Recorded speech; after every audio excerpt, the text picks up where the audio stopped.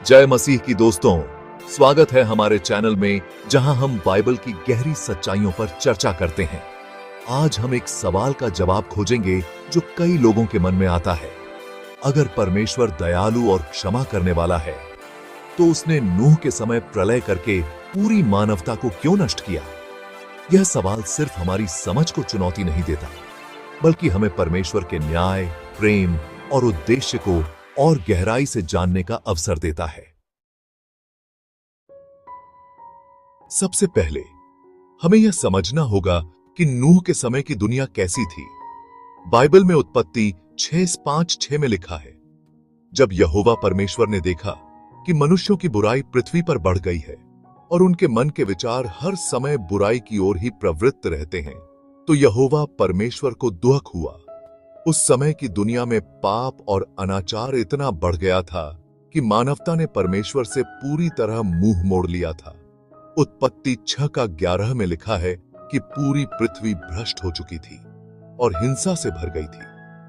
परमेश्वर ने मानवता को अपने स्वरूप में बनाया था, लेकिन उनके पाप ने सृष्टि को इतना दूषित कर दिया कि परमेश्वर को इसे शुद्ध करने का निर्णय लेना पड़ा।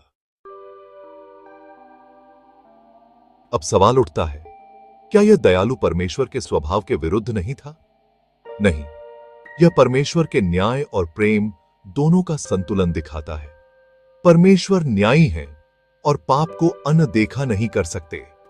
बाइबल में लिखा है, पाप की मजदूरी मृत्यु है, रोमियो 6:23। अगर परमेश्वर पाप को दंडित न करते तो उनका न्यायी होना प्रश्न में आ जाता। बाइबल बताती है कि परमेश्वर ने तुरंत प्रलय नहीं किया, उन्होंने लोगों को सुधारने के लिए समय दिया। 2 पतरस 2:5 में नूह को धार्मिकता का प्रचारक कहा गया है। नूह ने करीब 120 साल तक लोगों को चेतावनी दी, उत्पत्ति 6:3, लेकिन किसी ने उसकी बात नहीं मानी। यह परमेश्वर के धैर्य और दया को दर्शाता है। सेक्शन 3, नूह और उसके परिवार को क्यों बचाया गया? नूह का विश्वास। उत्पत्ति 6:9 में लिखा है, नूह धर्मी और खरे मनुष्य थे और परमेश्वर के संग चलते थे। आज्ञाकारिता। नूह ने परमेश्वर की आज्ञा के अनुसार कश्ती बनाई जब बाकी सब उसका मजाक उड़ा रहे थे।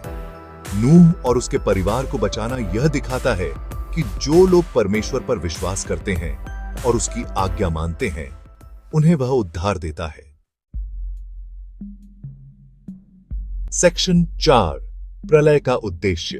प्रलय का उद्देश्य केवल दंड देना नहीं था, बल्कि मानवता को एक नई शुरुआत देना था। पहला, पाप की शुद्धि।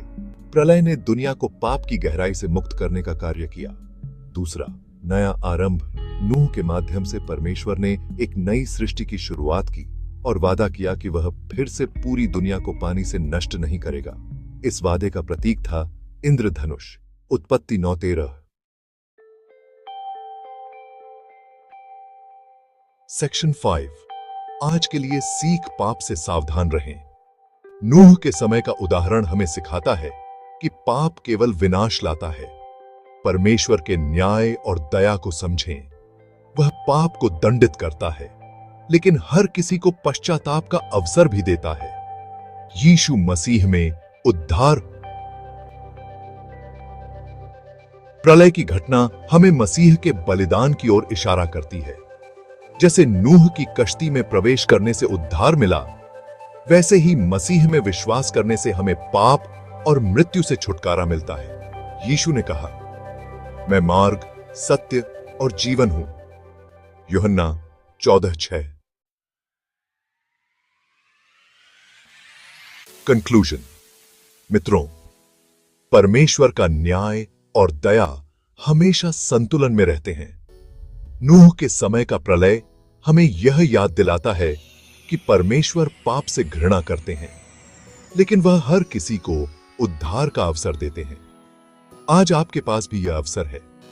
क्या आप यीशु मसीह को अपना उद्धारकर्ता मानने के लिए तैयार हैं? अगर हां, तो यह आपकी जीवन की सबसे महत्वपूर्ण शुरुआत हो सकती है। अगर आपको यह वीडियो उपयोगी लगा हो तो इसे लाइक और शेयर करें। और हां, हमारे चैनल को सब्सक्राइब करना न भूलें ताकि हम और भी गहरे बाइबल के सवालों पर चर्चा कर सकें।